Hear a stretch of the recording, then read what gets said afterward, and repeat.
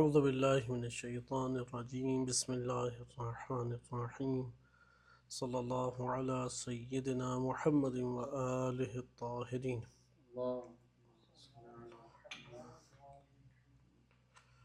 قرآن کریم کی آیات کی روشنی میں علم طارہ کا مجموعہ آیات آپ کی خدمت میں پیش کیا جا رہا تھا۔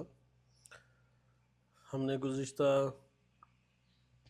دروس میں مختلف اس عنوان سے آیات کریمہ کو ملاحظہ کیا تھا، اور اس میں اللہ سبحانہ وتعالیٰ کی صفات اور اسماء کے موضوع کو ہم نے کسی حد تک تفصیل سے ملاحظہ کیا۔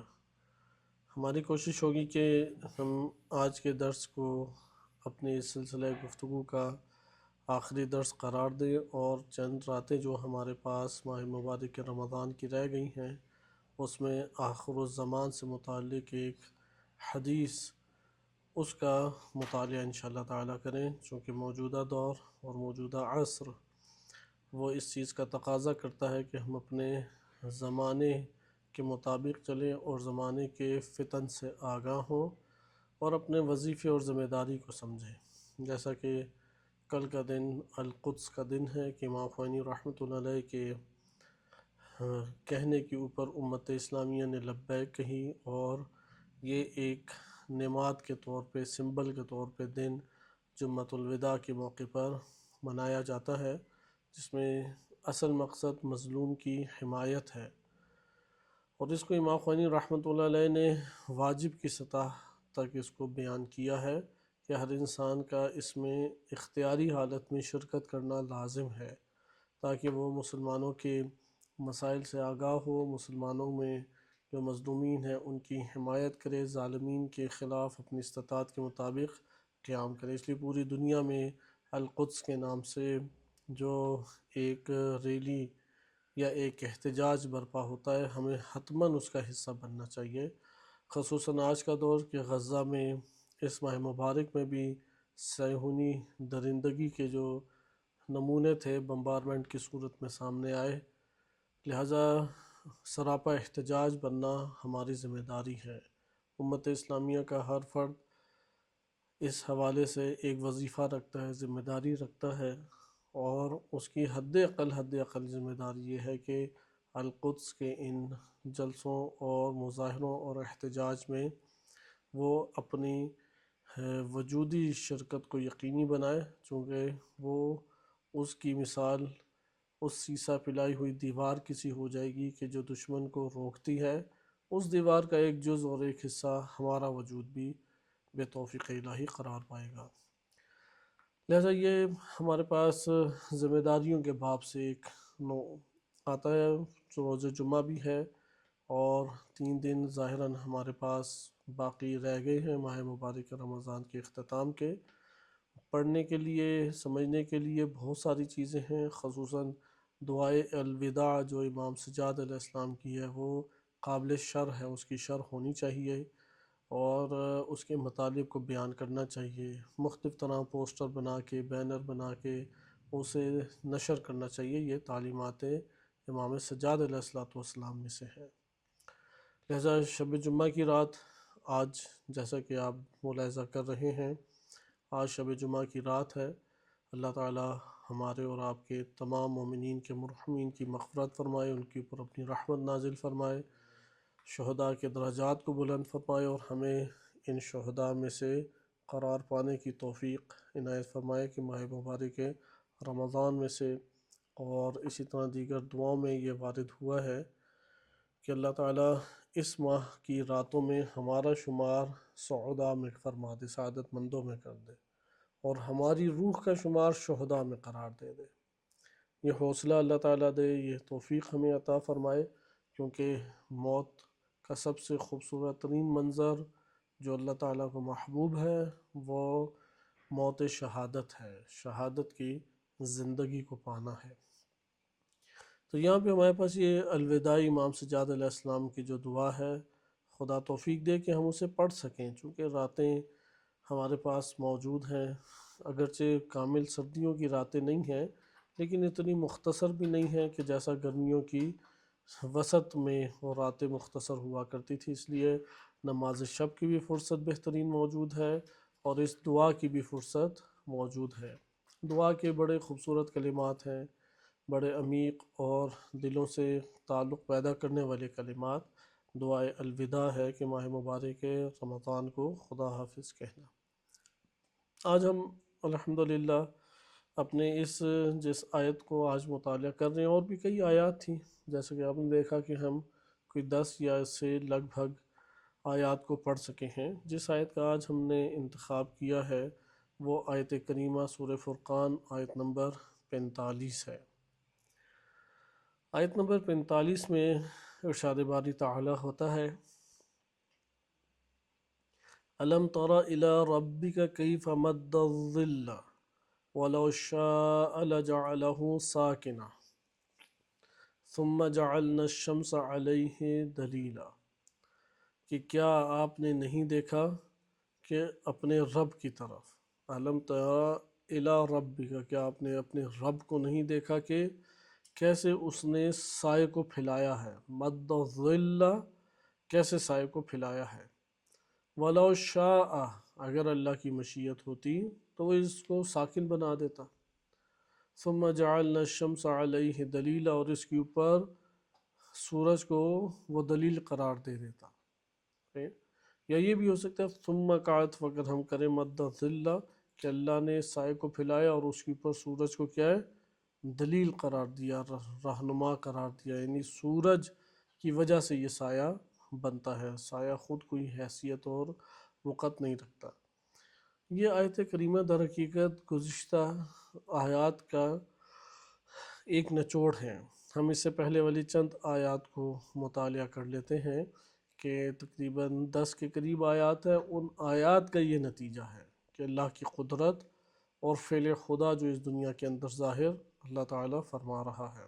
مثلاً ہم آیت نمبر 37 سے پڑھتے ہیں، یہ آیت نمبر چونکہ 45 تھی، کہ وَقَوْمَ نُوحٍ لَمَّا كَذَّبُوا الرُّسُلَ، کہ آپ قوم نوح کو دیکھیں۔ قوم نوح کا بہت تذکرہ ہے، کیونکہ یہ قوم بھی کھاتی پیتی ایک قوم تھی، غریب قوم نہیں تھی، زراعت پیشہ تھی، مالی طور پہ مضبوط تھے، خاندانی بڑے گہرے تعلقات بنے ہوتے تھے، جیسے خاندان جو قوی ہوتے ہیں مالی طور پہ تو وہ لوگ پھر خوب پارٹیاں اور خوب کھانے اور دسترخوان کے رنگین مختلف طرح کے سفرے جو ہیں ان سے استفادہ کرتے ہیں، اور ان میں پھر گہرا تعلق بھی دنیا کے اعتبار سے ہوتا ہے کہ کھیل کود ہے، گپ شپ ہے، محافل ہیں، ان کا بڑا اہتمام کرتے ہیں۔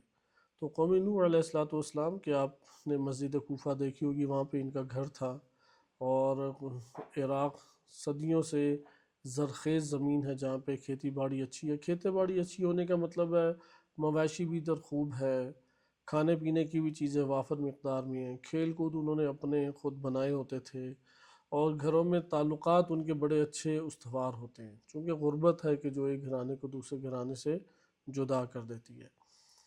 تو یہاں پہ ہے کہ قوم نوح کو کس چیز نے تباہ کیا، یہ بہت مہم چیز ہے، یعنی وہ کیا چیز ہے جس سے قوم نوح غرق ہوئی، اور وہ حجت خدا اور اس کی تعلیمات کا انکار ہے۔ وَقَوْمَ نُوحٍ لَمَّا كَذَّبُوا الرُّسُلَ، کہ وہ قوم نوح کے جب انہوں نے جھٹلا دیا اپنے رسولوں کو نہ قلبی طور پہ جھٹلانا چاہیے، نہ لسانی طور پہ، اور نہ عملی طور پہ۔ ممکن ہے کہ چونکہ قوم نوح نے تو تینوں جرائم انجام دیے، اقرار بھی نہیں کیا، قلب سے بھی تسلیم نہیں کیا، اور عمل سے بھی نہیں تسلیم کیا، لیکن بعض اوقات ایسا ہوتا ہے عمل میں انسان کفر انجام دے رہا ہوتا ہے، دل کے اندر مومن ہے، شہوات غالب آ گئی ہیں، اللہ تعالیٰ کی اطاعت نہیں کرنی، شیطان کی اطاعت کرنی، شیطان کی اطاعت خود کفر ہے، شرک قرار دیا گیا ہے، اللہ تعالیٰ کی اطاعت میں شیطان کی اطاعت کو بھی آپ قرار دیں۔ تو اس کا نتیجہ کیا نکلا ہے؟ جو قوم نوح کی سطح کا انکار ہے۔ اغرقناہم وجعلناہم للناس آیا، کہ ہم نے انہیں غرق کر دیا اور ہم نے انہیں لوگوں کے لیے آیت قرار دیا، لوگوں کے لیے نشانی قرار دیا، آیت قرار دیا۔ وَأَعْتَدْنَا لِلظَّالِمِينَ عَذَابًا أَلِيمًا، اور ہم نے ظالمین کے لیے عذاب علیم دردناک ترین عذاب تیار رکھا ہے۔ پھر اس سے آگے وعادم و ثمود، عاد اور ثمود بھی تھے، وہ اصحاب الرس سے، اصحاب رس یہ بھی ایک قوم تھی اور بدترین قوموں میں شمار ہوتا ہے۔ وقرونم بین ذالک کثیرا، اور اسی طرح ان کے درمیان کثیر قومیں گزری ہیں۔ وَكُلًّا ضَرَبْنَا لَهُ الْأَمْثَالَ، ہم نے اس کے لیے امثال کلن ان سب کی مثالیں ہم نے پیش کی ہیں۔ وَكُلًّا تَبَّرْنَا تَدْبِيرًا وَلَقَدْ أَتَوْا عَلَى الْقَرْيَةِ الَّتِي أُمْطِرَتْ مَطَرَ السَّوْءِ، اور اسی طریقے سے وہ لوگ آئے اس قریے کے اوپر، اس بستی میں کہ جس کے اوپر بدترین بارش ہوئی تھی۔ افلم یکونوا یرونہا، کیا وہ لوگ اسے دیکھتے نہیں ہیں اس بستی کو؟ بل کانوا لا یرجون نشورا، بلکہ یہ لوگ اس لیے دقت نہیں کرتے کہ یہ لوگ امید ہی نہیں رکھتے کہ انہیں دوبارہ اٹھایا بھی جائے گا۔ وَإِذَا رَأَوْكَ إِن يَتَّخِذُونَكَ إِلَّا هُزُوًا، کہ اگر وہ آپ کو دیکھیں تو وہ ایک استہزاء کریں گے، مذاق اڑاتے ہوئے ساری آپ کی باتیں لیں گے اور کہیں گے هَذَا الَّذِي بَعَثَ اللَّهُ رَسُولًا، اسے ہے جسے اللہ نے رسول بنا کے بھیجا ہے۔ کیونکہ ان کی توقع اپنی خیالی دنیا میں تھی اور رسول حقیقی دنیا کے اندر تشریف لائے۔ رسول جو جتنے انبیاء علیہ السلام آئے ہیں ان کی قوموں نے ان کا انکار اسی لیے کیا کہ وہ معاشروں کے طور طریقوں کی جاہلیتوں میں زندگی بسر نہیں کرتے تھے۔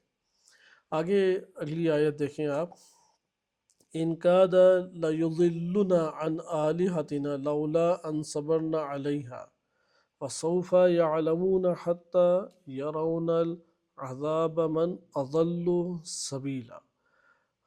قرآن کریم کی جو یہ آیات آپ کے سامنے پیش کی جا رہی ہیں، ایک تسلسل اس میں آپ دیکھ رہے ہیں کہ آ رہا ہے، چونکہ یہ کلی طور پہ قرآن کی ہمارے پاس آیت آ گئی، لیکن اس سے پہلے والی آیات کے اوپر آپ غور کریں تاکہ اس کو ہم بہتر طور پہ سمجھ سکیں کہ ان تمام آیات میں خداوند متعال نے قوموں کی تباہی کا کیا سبب بیان کیا ہے، وہ سبب کیا ہے جس کی وجہ سے یہ ساری کی ساری قومیں تباہ ہو رہی ہیں۔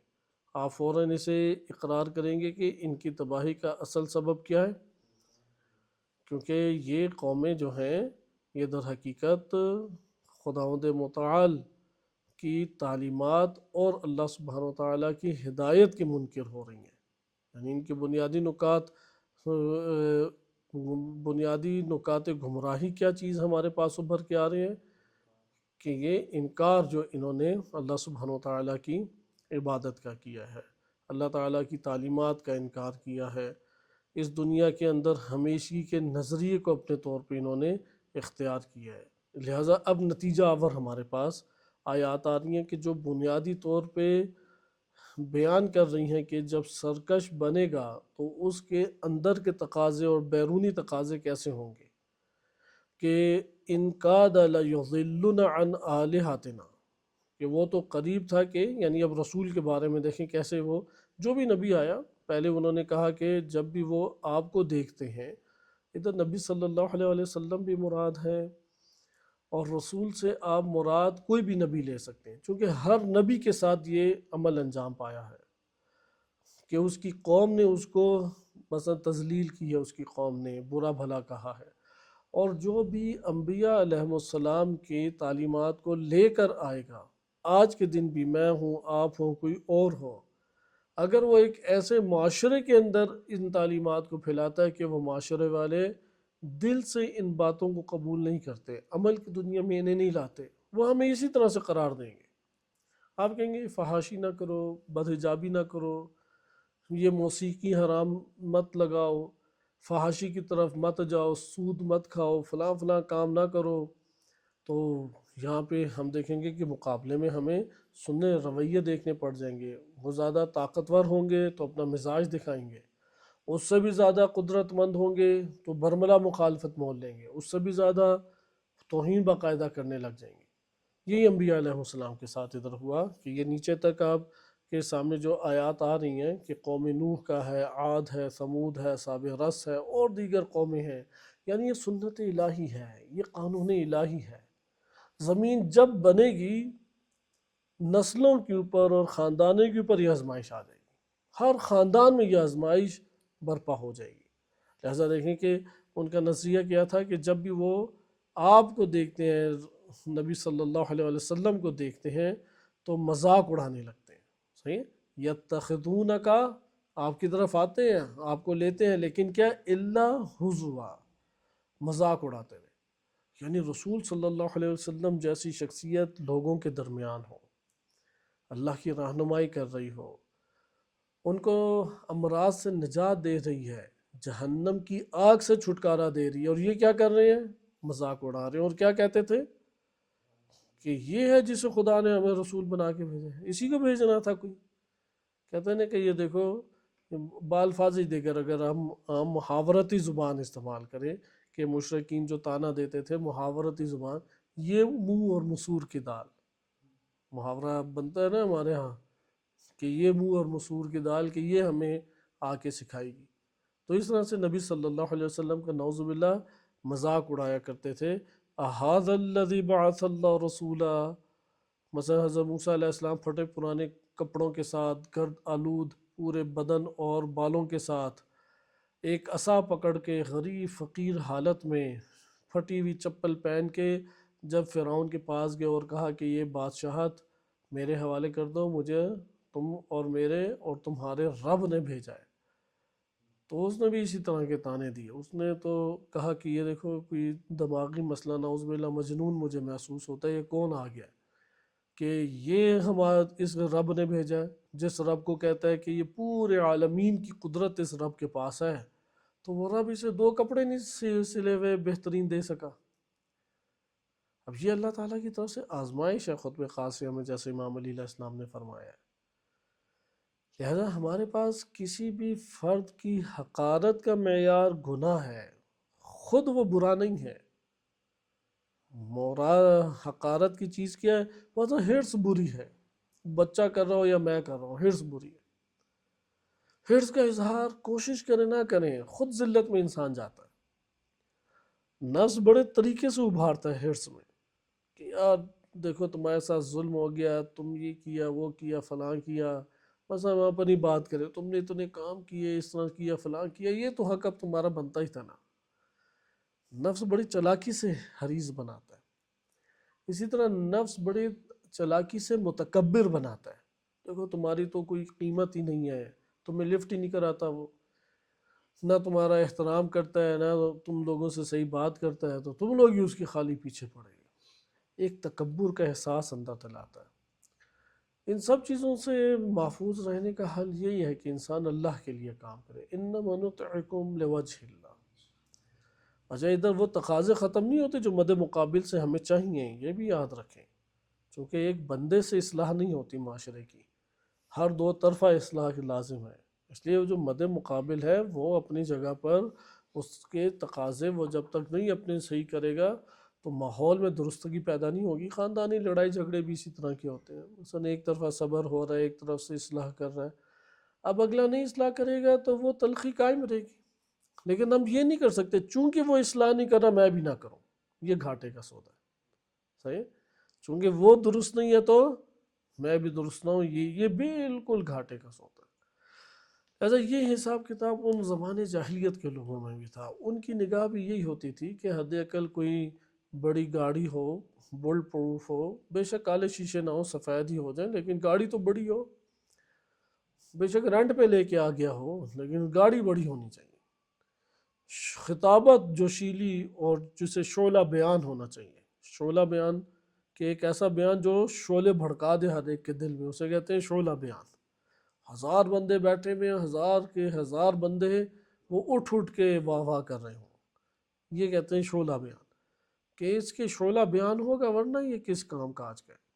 معیارات ہیں اپنے، تو ان کے بھی اپنے ہی معیارات تھے۔ وہ کہتے تھے یہ کیسا نبی ہے، باپ یتیمی میں یتیم ہو گیا، وفات پا گیا، اور اسی طریقے سے ہم جیسے ہماری طرح ہی کھاتا پیتا ہے، بازاروں میں اپنی ضرورت زندگی کو لینے کے لیے وہ جاتا ہے، خریداری کرتا ہے، یہ بھی بیوی بچوں کا محتاج ہے، تو یہ کیسا نبی ہے؟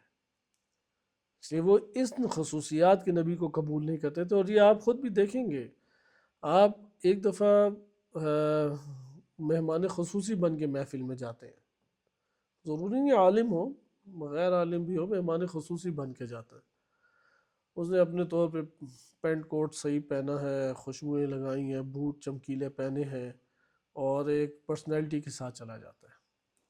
لوگ اس کی عزت احترام کریں گے، کہیں سے گزرے کا تعظیم سے ادب سے سلام کریں گے، لیکن وہ ایک دن ان کے ساتھ رہنے لگ جائے، کیونکہ اب سونے کی حالت میں تو وہ سوٹڈ بوٹڈ نہیں سو سکتا، بالآخر اس کو ٹی شرٹ بنیان تک پہنچی آ جائے گی، پھر سوئے گا تو انسان چونکہ میت بن جاتا ہے، تو اسے نہیں پتہ کہ اس کے شکم سے پیٹ سے کپڑا ہٹا ہے نہیں ہٹا، خراٹے منہ سے نکل رہے ہیں یا نہیں نکل رہے، ہاتھ جو ہے وہ دائیں طرف اور ٹانگ بائیں طرف ہے، کچھ اسے نہیں خبر ہوتی۔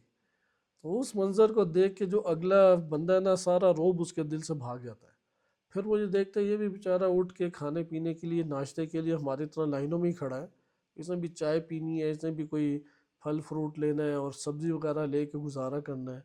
تو پھر اس طرح کے جو افراد مقایسہ کرتے ہیں، ان کے ذہنوں سے اصلاً اس کی ہیبت ہی بھاگ جاتی ہے، اس کی ہیبت لانے کے لیے اسے پھر معجزہ دکھانا پڑتا ہے، وہ معجزہ بھی دکھائیں تو وہ پھر واپس نہیں آتا کہ پروپیگنڈا ہو جائے، جیسے کہ حضرت تمام انبیاء علیہ السلام اس مشکل سے گزرے، پروپیگنڈا ہو جاتا تھا کہ کہا کہ یہ ساحر مجنون، یہ جادوگر اور مجنون ہے، یا کاہن کا کہا کہ جیسے سورہ ذاریات میں بھی نبی صلی اللہ علیہ وسلم کے بارے میں اللہ تعالیٰ نے واضح طور پہ فرمایا کہ جو میرا رسول ہے وہ کاہن نہیں ہے، فذکر فما انت بنعمت ربک، آپ انہیں یاد دلائیں، بس فطرت میں ہم نے چیزیں لکھ دی ہیں، آپ انہیں یاد دلائیں۔ مسئلہ سارا یہی ہے، جو ہمارے ہاں آس پاس کی محافل کی گرد ہوتی ہے، اتنی گہری جمتی ہے، اتنی گہری جمتی ہے انسانی نفوس پر، اصلاً اسے اللہ یاد ہی نہیں آتا۔ یہ صرف عام عوام کے ساتھ نہیں ہے، مبلغ حضرات اور علماء جو مدیریت کر رہے ہوتے ہیں وہ اس میں بہت گھیرے جاتے ہیں، بہت زیادہ۔ 2 رکعت نماز اللہ تعالیٰ کی طرف توجہ کے ساتھ پڑھنا ان کے لیے ممکن نہیں رہتا، ایک بندے کے بعد دوسرا، دوسرے کے بعد تیسرا، وہ لوگوں کے مسائل کو سن سن کے، ادھر مینجمنٹ کے مسائل، ادھر مالی ایک پریشر، ادھر سے گھر کے کچھ مسائل، اصلاً خدا کی طرف توجہ ہی نہیں رہتی سال ہر سال۔ یہ ایک بنیادی وجوہات میں سے ہے کہ بہت سارے ہمارے مذہبی ادارے ایسے ہیں کہ ان کے مدیران اغوا ہو جاتے ہیں، کیونکہ خدا سے ربط ان کا قلیل ہے۔ عوام الناس میں بھی کثرت سے ہے اور ادھر بھی کثرت سے ہے، مگر جس نے اپنے آپ کو بچا لی، اس لیے فذکر، ہمیں صرف تعلیم کے لیے درس نہیں چاہیے، قرآن نے 2-3 وجوہات درس کی بیان کی ہیں، تعلیم کے لیے فقط نہیں ہے۔ ممکن ہے ایک چیز کی تعلیم ہو، ہمارے سینے میں معلومات چاہتی ہیں، معلومات ایک بہت بڑا قبرستان ہے، بہت بڑا، اتنے مردے وادی السلام میں دفن نہیں جتنی معلومات ہم میں سے ہر ایک کے سینے میں مدفون ہے۔ اس مردے کو زندہ کرنے کے لیے تذکر چاہیے، یاد دہانی۔ ہم کہتے ہیں نا کہ ایک بات کرتے کہتے ہاں ہاں اب مجھے یاد آ گیا، بالکل یاد آ گیا، اسے کہتے ہیں یاد دہانی۔ انبیاء علیہ السلام یاد دہانی کے لیے آتے تھے، ہم تو لاب آپس میں بیٹھے یاد دہانی کے لیے۔ بہت سارے مومنین ان کے پاس یہ ساری معلومات جو میں تکرار کر رہا ہوں، ممکن ہے سابقہ دروس میں بہت دفعہ تکرار ہے، یاد دہانی کے باب سے زندہ رہیں، زندہ ہمارے نفس پہ، جو ہمارے نفس پہ اجاگر اور ابھرا ہوا ہوتا ہے ہم اسی سے مشغول ہوتے ہیں، یہ ذہن نشین کر لیں، جو ہمارے نفس میں ابھرا ہوا ہے اسی سے ہم کیا ہیں، مشغول ہوتے ہیں۔ آپ اپنی کوئی مشکل ابھار لیں، سستی ابھار لیں، کاہلی ابھار لیں، کسی اور کی باتیں ابھار لیں، کوئی واقعہ ابھار لیں، آپ اسی سے مشغول رہیں گے۔ تذکر یعنی اس کو مٹاؤ اور اپنی باتوں کو ادھر لے آؤ تاکہ وہ اس کے ساتھ مشغول ہو جائے۔ فذکر، آپ کیا کریں، انہیں یاد دہانی کریں۔ فما انت بنعمت ربک بکاہن ولا مجنون، آپ اپنے رب کی نعمت سے نہ کاہن ہیں نہ مجنون ہیں۔ یہ قرآن کریم نے واضح طور پہ نبی صلی اللہ علیہ وسلم کو فرمایا، چونکہ بقیہ پھر یہ تانے دینے لگ جاتے ہیں، جب معجزہ آ کے ان کو صحیح روب کی حالت میں لاتا، وہ کیا کہتے تھے، کاہن ہے یا مجنون ہے۔ نبی اکرم صلی اللہ علیہ وسلم کو جو تانے دیے گئے ہیں، آپ وہ دیکھیں نا کتنے عجیب و غریب اور خطرناک تانے ہیں۔ معلم، معلم کہتے ہیں استاد کو جو سکھاتا ہے، معلم جسے سکھایا جائے، اس میں مفعول معلم یعنی یہ رسول جو ہے نا یہ سارے اہل کتاب یہود و نصارہ سے سیکھ کے آ گیا ہے اور ہمارے سامنے نبی کا دعویٰ کر لیا۔ معلم کا یہ مطلب ہے سکھایا گیا ہے، یعنی ان سے یہ کتابیں لے کے آئے۔ مجنون کا انہوں نے کہا، کاہن کہا، جادوگر کہا، جیسا کہ حضرت عیسیٰ علیہ السلام نے بشارت دے دی تھی، قال عیسیٰ ابن مریم یا قومی انی لکم رسول مبین، کہ میں تم لوگوں کے درمیان ایک واضح آشکار رسول، مصدقا لما بین یدی من التوراۃ والانجیل، کہ میں تم لوگوں کو تصدیق کر رہا ہوں جو میرے ہاتھوں میں میرے سامنے تورات اور انجیل ہے، ومبشرا برسول، اور ایک رسول کی تمہیں بشارت دے رہا ہوں، ایک رسول کی بشارت دے رہا ہوں، یأتی من بعدی، میرے بعد وہ رسول آئے گا، اسمہ احمد، نام بھی اس کا احمد ہوگا۔ اور یہ بھی انتظار کرتے کرے آگے مدینہ آباد ہو گئے، مکہ کے گرد آباد ہو گئے۔ فلما جاءہم بالبینات، اور جب وہ ان میں آ گیا بینات کے ساتھ، قالو ھذا سحر مبین، یہ تو کھلا جادو ہے، تو نعوذ باللہ جادوگر ہے۔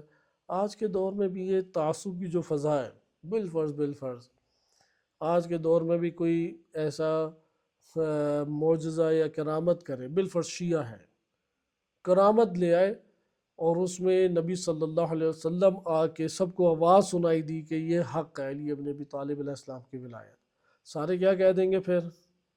یہ تو جادو ہے، یہ جادوگر ہے، اپنے عقیدوں سے نہیں پھرتے، اپنے جاہلانہ عقیدے سے۔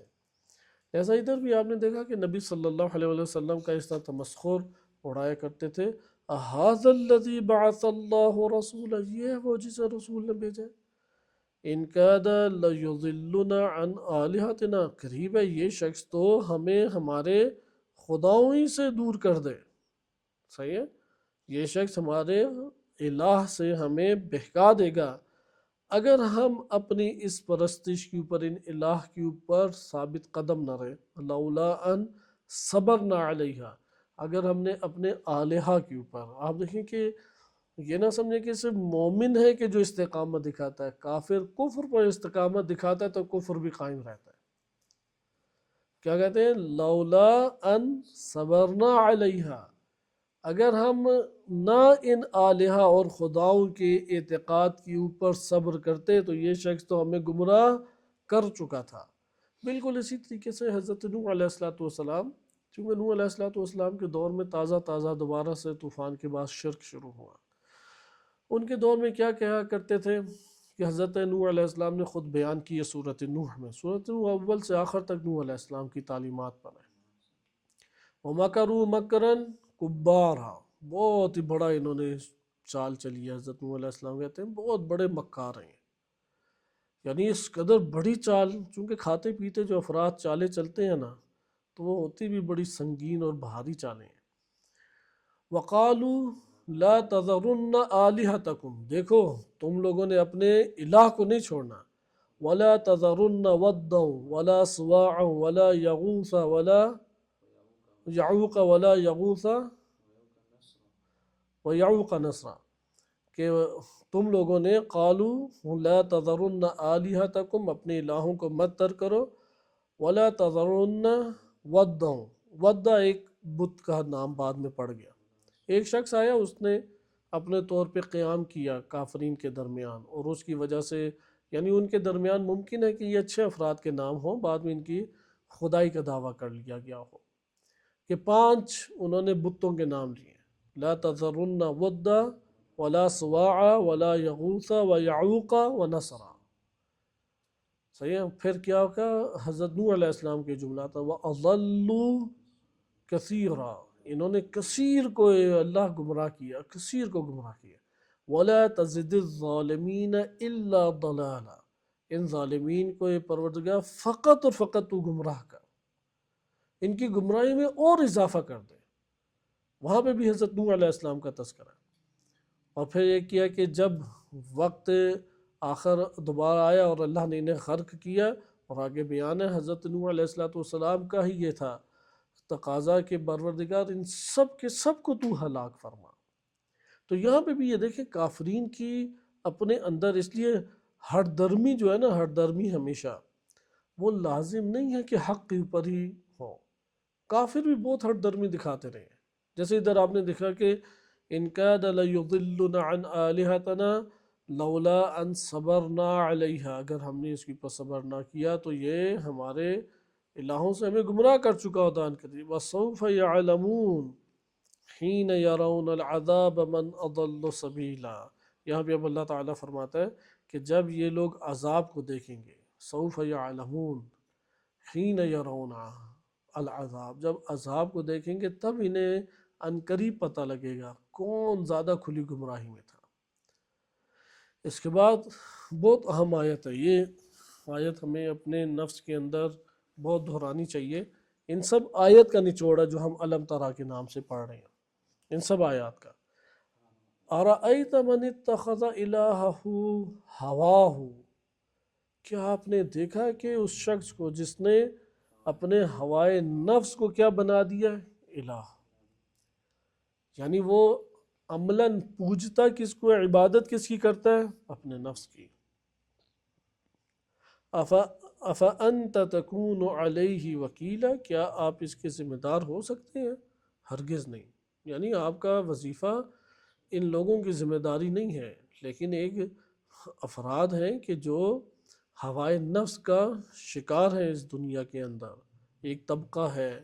ہر انسان کو اپنے وجود میں ہوائے نفس کی ایک جنگ لڑنی پڑتی ہے۔ ہوائے نفس یہ ہے کہ انسان اپنے وجود میں جو خواہشات رکھتا ہے اس کو ہر لحاظ سے پورا کرنے کی طرف آئے۔ جب دل چاہا عبادت انجام دی، جب دل چاہا عبادت چھوڑ دی، جب دل چاہا نیک ہو گیا، جب دل چاہا بد ہو گیا۔ حقیقت میں وہ اپنے ہوائے نفس اور رجحان نفسانی کے ذریعے سے چلتا ہے، رغبت نفسانی کے اوپر چلتا ہے۔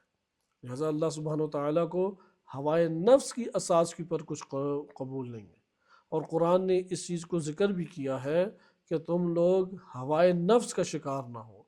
ہوائے نفس کا شکار ہونے کے مراحل ہیں۔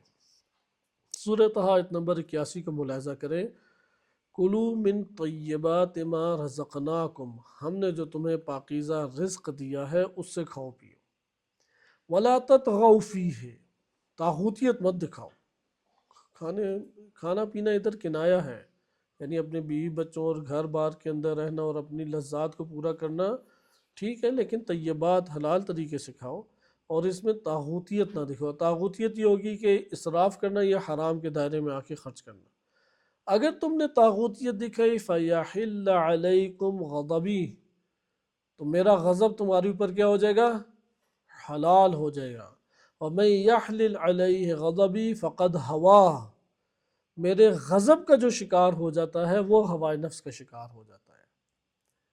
اس لیے یہاں پہ قرآن نے کہا کہ کیا آپ نے نہیں دیکھا اس شخص کو جس نے اتخذ الہہ ہواہ، اس نے اپنے ہوائے نفس کو اپنا الہ بنا کے رکھا ہے، فقط اس کی عبادت کرتا اور کسی اور چیز کی عبادت نہیں کرتا۔ اور یہ قرآن کریم نے حکم دیا ہے۔ بہت سارے مواقع ہوتے ہیں جہاں پر ہوائے نفس کی اتباع وہ انسانیت کا نقصان بن جاتی ہے، جیسے ابھی صہیونیوں کو آپ دیکھ رہے ہیں، ایام عید آ رہے ہیں اور ایک طرف مسلمانوں کی صورتحال، غزہ کے مظلوم یتیم بچے، اجڑے ہوئے گھر، سروں سے والدین کا سایہ اٹھ چکا ہے، ایک بڑی تعداد جو ہے وہ زخمی حالت میں بے سر و سامان بیٹھی ہوئی ہے، اور اس میں کوئی خوشیوں کے اوپر خوشیاں منا رہا ہو اور اس کے دل میں کسی قسم کا دکھ نہ ہو، ہوائے نفس کا وہ پجاری ہے، ہوائے نفس کا پجاری ہے۔ لہٰذا اس کے خوشی میں بھی غم کا عنصر نظر آنا چاہیے، اس کی عادی زندگی میں بھی وہ ایک تلخی قلب دکھائی دینی چاہیے جو غزہ کے حوالے سے ہے، بات چیت اس کے اوپر کرے، افسوس کا اظہار کرے، کئی دفعہ دن میں بات کرے۔ یہ جو لبنان، یمن اور غزہ کے مسائل ہیں، امت اسلامیہ میں افغانستان اور عراق کے بعد کہ ممالک در ممالک وہ اجاڑتا چلا جا رہا ہے دشمن، اور یہ اسلامی امہ اور اس کے حکمران وہ صہیونیوں کے ساتھ تعلقات استوار کیے جا رہے ہیں۔ لہٰذا یہاں پہ دیکھیں کہ قرآن نے منع کیا وَلَا تَتَّبِعِ الْهَوَىٰ، سورہ 7 آیت نمبر 26 میں، یا داؤد اِنَّ جَعَلْنَاكَ خَلِيفَةً فِي الْأَرْضِ، اے داؤد ہم نے آپ کو زمین کے اوپر خلیفہ بنایا ہے، فَاحْكُم بَيْنَ النَّاسِ بِالْحَقِّ، حق کے ساتھ آپ فیصلہ کریں۔ اس کو اپنی زندگی میں بہت لے لیں، حق کے ساتھ فیصلہ کریں۔ گھر میں مسائل پیش آ جاتے ہیں، دوست احباب میں مسائل پیش آ جاتے ہیں، پارٹی کی صورت میں فیصلہ نہ کریں، مخالفت مولی جاتی ہے۔ تو آیت اللہ مشکینی رحمۃ اللہ علیہ، انہوں نے اپنے بیٹے کی پھانسی پہ خود سائن کیے اور بیٹا بچ نہیں گیا، پھانسی چڑھا، پھر مارا گیا۔ کئی واقعات انقلاب اسلامی کے بعد یہ ہوئے۔ فَاحْكُم بَيْنَ النَّاسِ بِالْحَقِّ، حق کے ساتھ لوگوں میں فیصلہ کرو۔ ایسا اسی طرح سے آیت اللہ منتظری ماخوانی رحمۃ اللہ علیہ کے بڑے قریبی، جسے کہتے ہیں نا چہیتے شاگرد، ان شاگردوں میں سے تھے۔ پوری دنیا میں نائب ولی فقیہ کے حوالے سے اعلان ہو گیا، انقلابی جو طبقہ ہے، اہل علم ہو یا اہل کار ہو، یعنی جو کاموں میں مشغول رہتے تھے، دونوں کی اشد ضرورت ہوتی ہے، کیونکہ سارے ایک ہی سطح کے اہل علم نہیں بنتے، دونوں آپس میں جم ہوں تو دین کی دیوار کھڑی ہوتی ہے۔ دین کا پلیٹ فارم ایک بندے سے کبھی بھی نہیں سجتا۔ ایک اہل علم کا جس طرح کردار ہے، اسی طرح سے ایک اہل خدمت کا بھی کردار ہے، وہ خدمت انجام نہ دے، یہ اہل علم کس کام کے، کچھ بھی نہیں ہے اس کے پاس۔ اسی طرح اس اہل خدمت کے پاس افکار نہ ہو تو اس نے خدمت تو بہت ساری دنیا میں لوگ انجام دے رہے ہیں، پھر محاذ ہی نہیں سجے گا۔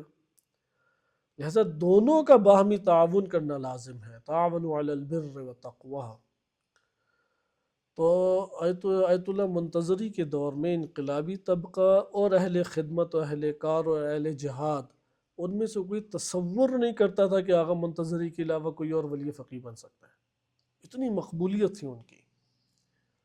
لیکن امام خمینی رحمۃ اللہ علیہ نے ایک مسئلے کے اوپر دیکھا کہ یہ نئی ثابت قدم اپنے گھریلو مسائل کے حوالے سے انہوں نے طرفداری دکھائی ہے داماد کے سلسلے میں، تو ہٹا دیا انہیں، ہٹا دیا، چونکہ جو داماد کے مسئلے کے اوپر آ کے ایک سٹینڈ لے رہا ہے، پوری قوم اور ملت کے اوپر رہنما اور حاکم بن گیا، تو پھر فَاحْكُم بَيْنَ النَّاسِ بِالْحَقِّ، ہوائے نفس ہے، فَاحْكُم بَيْنَ النَّاسِ بِالْحَقِّ، حق کے ساتھ لوگوں میں فیصلہ کرو۔ حق کے مد مقابل ایک ہی چیز آتی ہے اور وہ قرآن نے بیان کی ہے فوراً، وَلَا تَتَّبِعِ الْهَوَىٰ، ہوائے نفس کی اتباع۔ ہوا کہتے ہیں پستی کی طرف گرنے کو کہتے ہیں، نفس جب انسانیت کی منزل سے نیچے گرتا ہے اسے کہتے ہیں ہوا، صحیح ہے؟ ہوا عشق کو بھی کہتے ہیں، محبت کو بھی کہتے ہیں۔ ہوا جو ہے یہ ایک نیچے گرنے کی طرف بھی اشارہ ہے، تہوی یا ہوا کے نام سے عربی میں آتا ہے۔ ممکن ہے اردو میں ہوا ادھر سے عربی سے ہی لیا ہو، چونکہ وہ ہر چیز کو نیچے کی طرف اوپر نیچے کرتی ہے، ممکن ہے، ایک احتمال ہے۔ بہرحال ہوا کا مطلب کیا ہوتا ہے؟ نیچے گرانے والی، بلندی سے نیچے کی طرف لائے۔ وَلَا تَتَّبِعُ الْهَوَىٰ، نفس کو پستی کی طرف مت گراؤ، اس کی جگہ نفس پستی کی طرف راغب ہے تو نفس کی اتباع نہ کرو، یعنی تمہارے دل میں شدید خواہش پیدا ہو رہی ہے، نفس کی مخالفت کرو۔ ادھر علماء اخلاق خصوصی درس دیتے ہیں، یہ اخلاقی سطح کی بات ہے۔ حلال چیزوں میں بھی نفس کی مخالفت کریں، کر سکتے ہیں تو کریں۔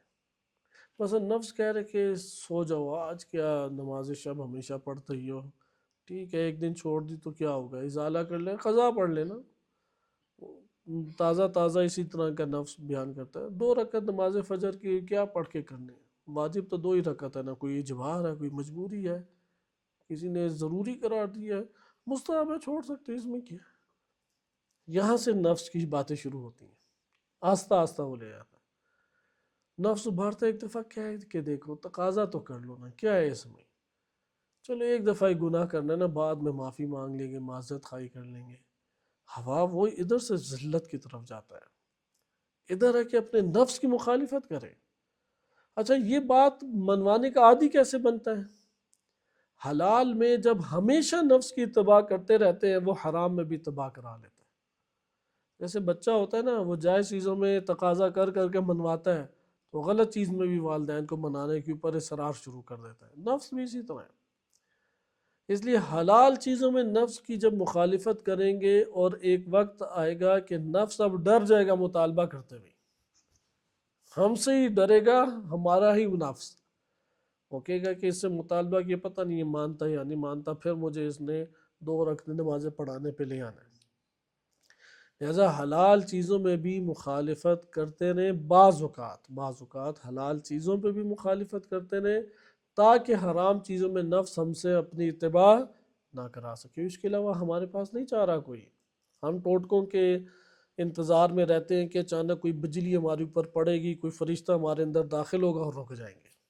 اس طرح تو نہیں رکتا، اپنی زندگی میں حلال چیزوں کے اوپر بھی اپنے آپ کو بعض اوقات روکے۔ اسی لیے مومن کے بارے میں کیا ہے، مومن اپنے عیال کی شہوت پر کھاتا ہے۔ شہوت عربی میں اشتہا یعنی خواہش کو کہتے ہیں، جو رغبت کو کہتے ہیں، تو تمام کی تمام رغبتیں مادی کو شہوات سے تعبیر کیا جاتا ہے۔ تو مومن اپنے عیال کی شہوت کے اوپر کھاتا ہے۔ یہ درس ہے کہ وہ اپنی اشتہا کو دباتا ہے، اپنے نفس کے خلاف قیام کرتا ہے۔ لہذا وَلَا تَتَّبِعِ الْهَوَىٰ فَيُضِلَّكَ عَنْ سَبِيلِ اللَّهِ، یہ اللہ کی راہ سے تجھے روک دے گی۔ اسی طرح قرآن نے ان لوگوں کے مدارج بیان کیے ہیں کہ جو ہوائے نفس سے رک جاتے ہیں۔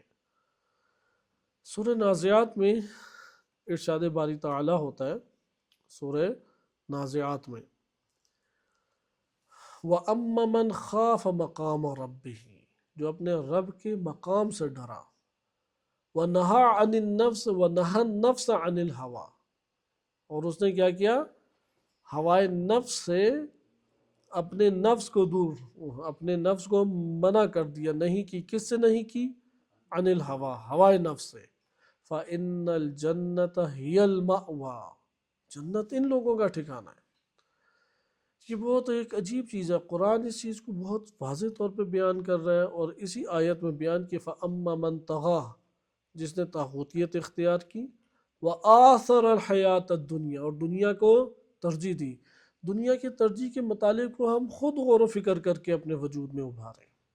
یہ ضروری ہے کہ ہم دنیا کی ترجیح کسے کہتے ہیں۔ مثلا میں چند مثالیں دے دیتا ہوں، چھوٹی چھوٹی مثالوں سے ہم بڑی مثالوں کی طرف آتے ہیں۔ بڑی مثال اچانک دی جائے تو وہ انسان سمجھتا ہے میں تو پھر عمل ہی نہیں کر سکتا۔ چھوٹی مثالوں سے، مثلا کھانا لگنے والا ہے اور ادھر سے نماز ظہر کا بھی ٹائم ہے، ترجیح دینا کھانے پر۔ کھانا ہماری اشتہا ہے، اور جس ذات نے مجھے وجود دیا اور یہ رزق دیا اور یہ صحت اور سلامتی اور پرسکون ماحول دیا ہے، اس نے مجھے کہا ہے حی علی خیر العمل، آ جاؤ جلدی سے آ جاؤ۔ حیا یعنی جلد از جلد آؤ، اس میں فعل امر ہے، حی علی خیر العمل، یا حی علی الصلاۃ، جلدی نماز کی طرف آؤ، سب کام چھوڑو۔ حی علی الفلاح، اس میں فلاح ہے، دیگر کاموں میں نہیں ہے فلاح، جلدی سے آ جاؤ۔ حی علی خیر العمل، عمل کے کام کی طرف جلدی سے آؤ۔ قد قامت الصلاح، ہو گئی ہے نماز کھڑی، جلدی سے آ جاؤ۔ اب وہ بندہ خدا اذان کے کلمات پہ غور کرے نا، بنیادی ترین اعتقادات سے شروع ہوتا ہے اور آخر میں پھر رہ جاتا ہے نہیں آتے لا الہ الا اللہ، ایک ہستی رہنے والی ہے بس، اب گواہی بھی نہیں، اشہد ان لا الہ الا اللہ بھی نہیں، لا الہ الا اللہ۔ اس لیے حتماً و حتماً پہنچو۔ ادھر ہم اپنی زندگی کے اوپر ترجیح دیں گے، ترجیح پا لیں گے۔ مثلا روزہ نہ کھولیں جب تک نہ پڑھ لیں ہم نماز، اگر ہم نماز نہ پڑھیں نہ روزہ کھولیں ہم۔ اب یہ جو اذان کے اختتام پہ لا الہ الا اللہ، بڑی اچھی تشریحات کی ہیں، بعض عرفانی تشریحات ہیں، بعض اسی طرح سے کلمات کے ظاہر سے تشریح ہے جو میں نے آپ کی خدمت میں عرض کی کہ باقی رہنے والی اللہ کی ذات ہے، لا الہ الا اللہ، اسی کا ذکر باقی ہے، اسی کا وجود باقی ہے، اسی کے ہمراہ تم اگر رہو تو تمہیں بقا ہے۔ لہذا لا الہ الا اللہ، اور رفع اس کو ایک اور وحدت کی نگاہ سے دیکھتے ہیں۔ آغاز اللہ اکبر سے ہوا، اشہد ان لا الہ الا اللہ، شہادت یعنی شہادت آپ جانتے ہیں نا، گواہی، حاضر ہو کے ایک چیز کو درک کرنا اور دیکھنا، اسے کہتے ہیں گواہی۔ آپ تشہد میں شہادت دے رہے ہیں کہ میں نے لا الہ الا اللہ کو مشاہدہ کیا ہے، اگرچہ ہم ذکر کے اعتبار سے پڑھتے ہیں وَإِلَّا تو شاید سچ ہی نہ ہو، کہاں ہمارے قلب نے مشاہدہ کیا اسے۔ اذان میں یہ ہے مشاہدہ کیا ہے کہ رسول اللہ ہی فقط اللہ کے محمد صلی اللہ علیہ وسلم اللہ کے رسول ہیں، اور انہی کی تسلسل میں امیر المومنین علیہ السلام اللہ کے ولی ہیں۔ جب یہ عقیدہ رکھ لیا تو اب ہو سکتا ہے کہ تم انہیں ترجیح نہ دو، ہو سکتا ہے کہ تم نہ اس طرف آؤ۔ لہٰذا میں اللہ کی طرف سے، چونکہ ہر اذان دینے والا وہ اللہ اپنے مولا کی طرف سے پیغام پہنچانے والا، بلانے والا ہے۔ ایسے اونچی اونچی آواز میں نہیں بلاتے اعلان کر کر کے آ جاؤ آ جاؤ کھانا فری میں بٹ رہا ہے، تو وہ رخ کر لیتے ہیں۔ یا کہتے ہیں 100 روپے والی 2 روپے میں، آوازیں اونچی نہ لگا رہے ہوتے ہیں۔ ہم گرمیوں کی شدید تپش میں کوئی ایک وقت تھا خدا نے اچھی آزمائش دی ہوئی تھی کہ پیدل ویگن سے چلتے تھے آدھا 1 کلومیٹر، تو پیاس بھی شدید لگی ہوتی تھی، کیونکہ آپ جانتے ہیں پاکستان کی ابھی تو روڈیں بہتر ہو گئی، اس ٹائم وہ جس جگہ سے گزرتی تھی 15 منٹ والا 45 منٹ کا راستہ ہوتا تھا۔ تو انسان ناشتہ کر کے بیٹھتا تھا، اترتا تھا تو وہ اتنے اس کے دھچکے لگتے تھے کہ خالی پیٹ ہو جاتا تھا، ٹرپل ہضم کرتا تھا وہ۔ تو وہاں پہ یہ آوازیں لگ رہی ہوتی تھیں کہ 100 روپے والا 2 روپے میں۔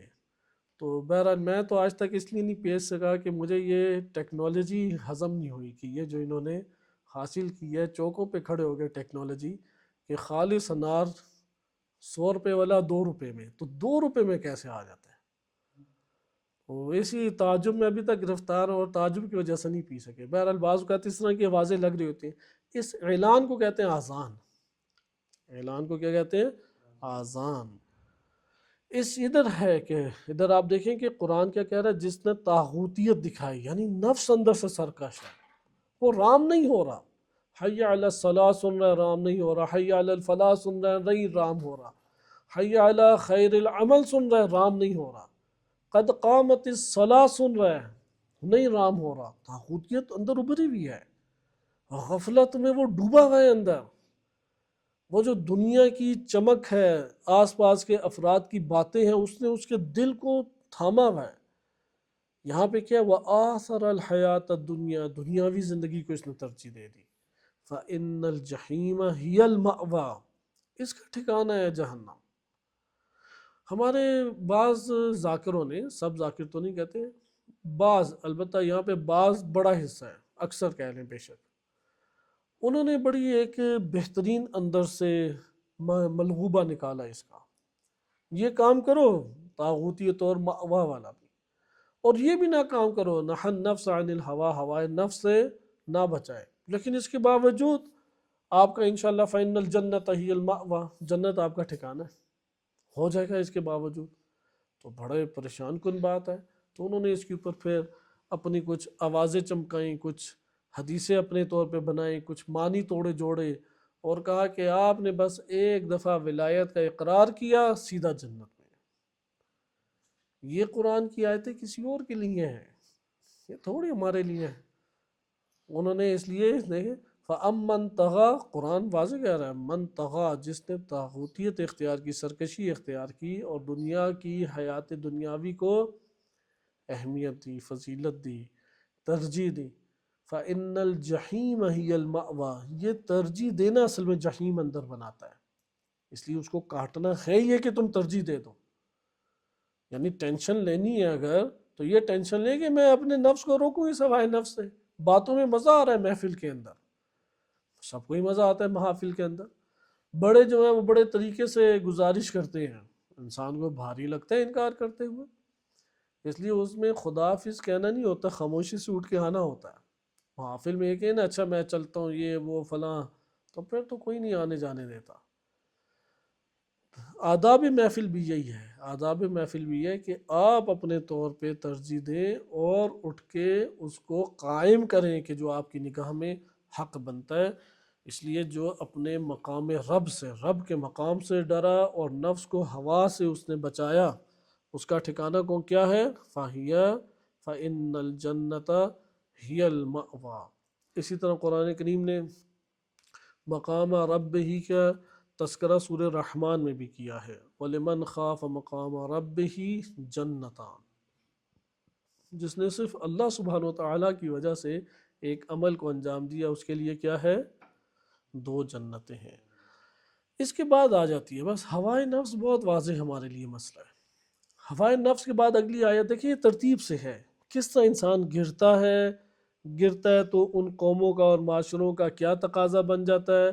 پھر ام تحسب ان اکثرهم یسمعون او یعقلون، کیا آپ یہ گمان کر رہے ہیں کہ یہ اکثر سنتے ہیں اور تعقل کرتے ہیں، عقل سے کام لیتے ہیں؟ کیا یہ گمان آپ کرتے ہیں؟ انہم الا کالانعام، یہ نہیں ہے سوائے مویشیوں کے، بل ہم اضل سبیلا، بڑھ کر ہیں یہ گمراہ، مویشیوں سے بڑھ کر گمراہ۔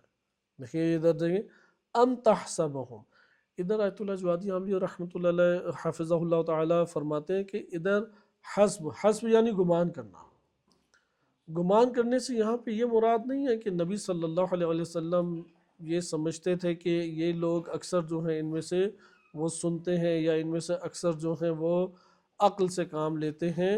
ایسا نہیں ہے کہ نبی صلی اللہ علیہ وسلم ایسا نہیں سمجھتے تھے، اللہ سبحانہ وتعالیٰ ان کو ان کی توبیخ اور مذمت کرتے ہوئے کہہ رہا ہے کہ یہ نہیں کہ جنہیں ایسا محسوس آپ کو ہوتا ہے کہ ان میں سے اکثر لوگ آپ کی باتیں سن رہے ہیں اور عقل سے کام لے رہے ہیں۔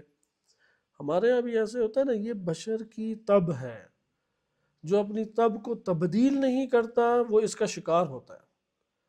طبع بشر یہ ہے کہ وہ بعض کے جو عزت احترام، چونکہ نبی صلی اللہ علیہ وسلم بالآخر عزت احترام کے حامل شخصیت تھی، ایک بڑے اور اہم قبیلے سے تعلق رکھتے تھے اور پر اثر شخصیت تھی، تو احترام کی وجہ سے لوگ بیٹھتے تھے، لیکن ان دل سے نہیں لے رہے ہوتے تھے۔ 2 قسم کے افراد ہوتے ہیں، ایک افراد ہوتے ہیں کہ وہ تعظیماً بیٹھ جاتے ہیں لیکن اندر سے منکر ہیں اس شخص کے، صحیح ہے، یہ منافقانہ روش ہے۔ ایک وہ افراد ہیں کہ جو بیٹھ جاتے ہیں، غور سے سنتے بھی اور اعتقاد بھی رکھتے ہیں، یہ مومنانہ روش ہے۔ اور ایک غافلانہ روش ہے۔ غافلانہ روش کیا ہے؟ وہ معتقد ہیں لیکن نفس کے ہاتھوں مجبورا نہیں بیٹھتے، یعنی نفس کی ایسی انہوں نے تابعداری کی ہے، اپنے نفس کو انہوں نے اس طرح سے اپنے اوپر حاکم کیا ہوا ہے، نفس کہتا ہے کہ بس یار ابھی فرار کر، وہ بھی فرار کرتے ہیں۔ نفس کہتا ہے کہ بعد میں ثواب کما لیں گے یار، ٹھیک ہے زندگی ٹھیک ہے کما لیں گے۔ ان کا تذکرہ بھی ہوا ہے اس سے پچھلی آیت میں کہ کیا آپ نے نہیں دیکھا جس نے اپنے ہوائے نفس، اپنے نفس کو کیا بنایا ہوا ہے؟ الہ بنایا ہوا ہے۔ نفس کہتا ہے یہ کام کرو، وہ کرنے لگ جاتا ہے۔ نفس کہتا ہے بہانہ کرو، بہانہ کرنے لگتا ہے۔ نفس کہتا ہے فرار کرو، فرار کرنے لگ جاتا ہے۔ نفس کہتا ہے انکار کرو، انکار کرنے لگ جاتا ہے۔ لہٰذا یہاں پہ اب اللہ سبحانہ وتعالیٰ فرماتا ہے کیا آپ یہ گمان، اتحسب، آپ یہ سمجھتے ہیں اکثر لوگ جو ہے وہ سنتے اور عقل سے کام لیتے ہیں؟ اکثر لوگ کیا ہیں؟ انہم الا کالانعام، یہ لوگ نہیں ہیں سوائے مویشیوں کے، چونکہ اللہ تعالیٰ نے انسان کو رشد کے لیے اس دنیا میں بھیجا ہے، اور رشد حتماً و حتماً کر رہا ہے، بریک نہیں انسان کی لگے گی، بریک نہیں لگی۔ رشد یا اوپر کی جانب ہے یا نیچے کی جانب، ہر سیکنڈ ہمارا، ہر گزرنے والا عمل ہمارا یا کمال کی طرف لے کے جا رہا ہے یا زوال کی طرف لے کے جا رہا ہے۔ رشد ہے ہر دو طرف، ہر دو طرف، درمیانی کوئی صورت نہیں ہے انسان کے لیے۔ جو ہر ایک کو اختیار ہے، زندگی ایک دفعہ اللہ نے دی ہے، بار بار نہیں دی، یاد رکھیں۔ جو اپنی جوانی میں صالح اعمال کی طرف نہیں آتا، اپنے بڑھاپے میں کبھی بھی نہیں آ سکتا، چونکہ جو خزانے جوانی میں اس کے پاس ہیں، جو ارادی کی قوت، جو پاکیزگی، جو ہمت، جو حوصلہ، جو فرصت، جو بدن کی مضبوطی، جو سلیم اس کا ذہن کا ہونا، یہ جو جوانی میں اللہ نے اسے دیا ہے، اس کے بعد یہ موجود نہیں ہے۔ لہذا جو جوانی میں نہیں آتا صالح پن کی طرف، وہ پھر اسی طالح پن کو، فاسد پن کو وہ کاٹتا ہے۔ اس لیے یہاں پہ یہ تاکید کی ہے انہم الا کالانعام، مویشی ہے۔ اچھا، مویشیوں میں آپ نے ایک چیز دیکھی ہوگی، اب ادھر آپ لوگوں کا تجربہ دیکھیں، آس پاس آپ نے کیا ہوگا، شہری لوگوں کو مکھی اور مچھر کا تجربہ ہوتا ہے، وہ اسی پہ تھوڑا ذہن لڑا لیں۔ بہرحال پاکستان میں خداوند متعال نے شہروں میں یہ نعمت رکھی ہے، انہیں کچھ نہ کچھ فاصلوں پہ مل جاتے ہیں، کوئی گدھے مل جائیں گے، وائلا بلی کتے وغیرہ نظر آ جاتے ہیں۔ تو یہ سارے کے سارے درندے کہلاتے ہیں۔ مویشی ان میں وہ ہیں کہ جو چوپائے کہلاتے ہیں۔ جانور سارے ایک جیسے نہیں ہیں۔ ایک ہے درندہ صفت جانور، انسانوں میں بھی درندے صفت ہوتے ہیں جو فوراً مار دھاڑ کے اوپر آ جاتے ہیں۔ تھوڑا سا اسے چھیڑا، وہ زبان اس کی اس طرح سے بہہ گئی کہ جس طریقے سے ایک جہنم کا دروازہ کھل جاتا ہے، گالم گلوچ ادھر ادھر کی باتیں، یہ درندہ صفت انسان ہے۔ بعض مویشی صفت انسان ہے، غصہ غضب ہوتے ہیں، آپ کھانا آگے کر دیں چپ ہو جائیں گے، یعنی ان کی ضرورت آپ پوری کر دیں، کہیں گے ٹھیک ہے یار اس سے تعلقات بڑھا ہی لینے چاہیے، زبان کا اچھا نہیں ہے بس یہ فلاں، یہ ہے یہ مویشی ٹائپ طبیعت ہوتی ہے۔ مویشیوں کو اپنے کھانے پینے، گھر بار، پیٹ کی فکر ہوتی ہے۔ وہ یہ کہتے ہیں یہ ساری چیزیں چھوڑو، ٹھیک ہے دھکے کھا کے گھس گئے ہیں، حلیم کا ذائقہ چکھو کتنے مزے کی ہے۔ غیرت مند کہتا ہے کہ یہ دھکے کھا کے حلیم ہی کھانی ہے، اس کی بجائے وہ سوکھی روٹی ٹھیک ہے، سوکھی روٹی کھا لیں گے مسئلہ نہیں ہے یار، یہ دھکے کھا کے میں نے حلیم نہیں کھانی، اس کے ذائقے نہیں چکھنے۔ جو شادیوں کے اوپر ہوتا ہے نا کہ اس طریقے سے وہ حملہ آور ہوتے ہیں، جیسے مکھیاں میٹھی چیز دیکھ لیتی ہیں تو خوب تیزی سے، تو اس ہجوم کی فہرست میں نہیں داخل ہونا چاہیے۔ قدر انسانی کے خلاف ہے یہ، قدر انسانی کے، اپنی ذات کو کھانوں کے چند نوالوں کے اوپر کبھی بھی انسان نہ گرائے، بے نیازی کا واضح پورے مجمع میں بے نیازی کا اظہار کرے۔ نفس چونکہ فضا بنی ہوتی ہے اور شادی کے کھانے ملتے بھی بڑے عرصے بعد ہیں، فری چیز میں مزہ آتا ہے، اللہ تعالیٰ نے رکھا ہے فری چیز میں مزہ، تو نفس بھی بہت ابھارتا ہے ادھر، تو اپنے وجود کے اندر قوی طور پہ ارادہ کرے کہ نہیں میں اس سے بے نیاز ہوں، رازق جو ہے وہ مجھے یہی نوالے کھلائے گی ذات، میں عزت سے کھاؤں گا، ذلت کے نوالے قبول نہیں۔ یہاں سے نفس عزت کی راہ لیتا ہے۔ لیکن مویشیوں میں ادھر آپ غور کریں، انہم الا کالانعام کہا ہے، الا سبع بھی کہا جا سکتا تھا، وحوش بھی کہا جا سکتا تھا وحشی درندے، لیکن کیا نام دیا ہے؟ انعام۔ انعام اس لیے کہ ان کی زندگی بسر کرنے کے طور طریقے عام لوگوں کی زندگی کے بڑے قریب ہوتے ہیں۔ عام لوگ جو ہوتے ہیں ان کو اپنے گھر بار کی بڑی فکر ہوتی ہے، دوستی رشتہ داری اور اپنے آپ و خانوادے اس کے بعد سے بڑے نرم ہوتے ہیں، اپنے اعمال کی فکر ہونا ان کی ضرور ہوتی ہے، اپنا دین خود بنایا ہوتا ہے نا، ایک تعمیر کیا ہوتا ہے۔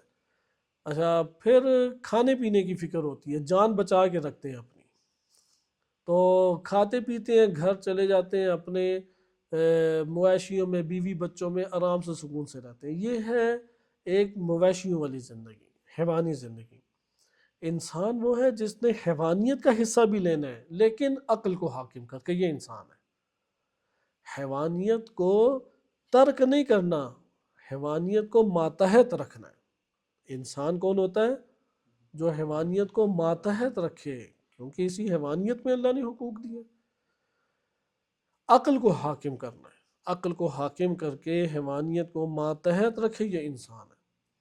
اگر حیوانیت بالا تر آ جائے، عقل کہہ یہ غلط ہے غلط ہے، وہ سب کے سامنے دب گیا، اسے پتہ ہے میں جن کے سامنے دب رہا ہوں یہ انہوں نے کبھی ماننی بھی نہیں ہے، نہ کبھی میرا ہونا ہے، نہ ماننی ہے، نہ بچانا ہے، نہ کچھ کرنا ہے، لیکن دب جاتا ہے، عقل کے ہاتھوں اس نے حاکم نہیں کیا۔ دوسری چیز، انسان کرۂ ارض پہ واحد خلقت ہے جس نے ڈبل نشو و نما پانی ہے، جس نے دو طرفہ نشو و نما پانی ہے، ایک ہے اس کے جسم کی اور ایک ہے اس کی روح کی۔ چونکہ اگلا جہان ہمارا وہ روحانی ہے، بالکل ہی نہیں ہے جسمانی، وہ جسم ادھر ہی رہ جائے گا۔ اچھا، بقیہ جتنی مخلوقات ہیں، اس لیے اب آپ آئیں غور کریں، جو آپ نے آس پاس اپنے دیکھا ہوگا، بکری کا بچہ جب پیدا ہوتا ہے اس وقت جو اس کے اندر خصوصیات ہوتی ہیں، جب وہ بوڑھا ہو جاتا ہے اس وقت کی خصوصیات سے کوئی فرق کرتی ہیں یا کوئی فرق نہیں ہے؟ انسان کا بچہ ہے نا، وہ بریانی نہیں کھا سکتا، لیکن بکری کا بچہ گھاس کھا سکتا ہے جب پیدا ہوتا ہے۔ انسان کا بچہ 2 سال کے بعد چلنے لگتا ہے، وہ بھی الٹا چلتا ہے، جا کے کسی جگہ ٹکر مارے گا یا گرے گا۔ بکری کا بچہ پیدا ہوتا ہے تو صحیح چلنے لگ جاتا ہے اور کبھی بھاگتے ہوئے شیر کے پاس نہیں جائے گا، یہ بکری کے پاس ہی آئے گا۔ اس لیے ان کا رشد جو بچپنے میں ہوا ہوا ہے، وہی رشد ان کا بڑھاپے میں بھی قائم رہتا ہے، وہی جوانی میں بھی قائم رہتا ہے۔ کوئی ان کا اندر مانوی طور پہ کوئی رشد نہیں ہے۔ تو یہاں بھی قرآن یہ کہہ رہے ہیں کہ اکثر لوگ اپنے رشد کو اندرونی طور پہ روک دیتے ہیں۔ ان کے روکنے کی وجہ کیا ہے؟ ہوائے نفس، ہوائے نفس، خواہشات کی پیرو۔ خواہش دل پیدا کر رہا ہے یہ کام کرو، کرنے لگ جائیں گے۔ خواہش کر رہا ہے سو جاؤ، سو جائیں گے۔ خواہش دل کہہ رہا ہے کہ یہ کھا لو، کھانے لگ جائیں گے۔ خواہشات کے اوپر زندگی بسر کرتے ہیں۔ حیوانات بھی یہی کام کرتے ہیں۔ آپ حیوانات پہ بہت غور کریں۔ بکری جو ہے نا وہ بڑی شدید خوفزدہ ہوتی ہے۔ اگر آپ یہ بکرے وغیرہ کبھی لینے جائیں، ایک بکرے کے سامنے اگر دوسرے بکرے کو ذبح کر دیا جائے، وہ صحیح طرح سے چارہ نہیں کھاتا، اس لیے وہ جلدی بیچنے لگ جاتے ہیں اسے، وہ کئی دنوں تک نہیں کھاتا۔ یہاں تک کہ یہ تجربہ کیا ہوا ہے کہ دو بھیڑیں ہیں یا بکریاں ہیں، تو دونوں پہلے ساتھ تھیں، ایک کو الگ کر دیا اور دوسری کو الگ۔ یہ اس کو نہیں دیکھ سکتی ہے، پیچھے کھڑی، لیکن اس طرح سے انہوں نے دیکھا کہ یہ نہیں دیکھ سکتی، اس کے سامنے بھیڑیا کر دیا۔ یہ 2 دن میں مر گئی۔ وہ نقلی بھیڑیا تھا، اسے دیکھ دیکھ کے غم کے مارے مر گئی۔ جس کا غم ہی اپنے بیوی بچے ہم و غم دنیا ہوتی ہے، وہ نہیں جی سکتا اس دنیا میں۔ یہ ہے انعام۔ جس کا غم ہوتا ہے انبیاء علیہ السلام والا غم، اللہم انی اعوذ بک من علم لا ینفع۔ یہ انبیاء کی دعا ہے۔ ہمارے ہاں معتبر کتب احادیث میں وارد ہوئی ہے کہ بار الہ میں اس علم سے پناہ مانگتا ہوں، ڈرتا ہوں اس علم سے کہ اسے حاصل کروں اور وہ فائدہ مند نہ ہو۔ اللہم انی اعوذ بک من نفس لا تشبع۔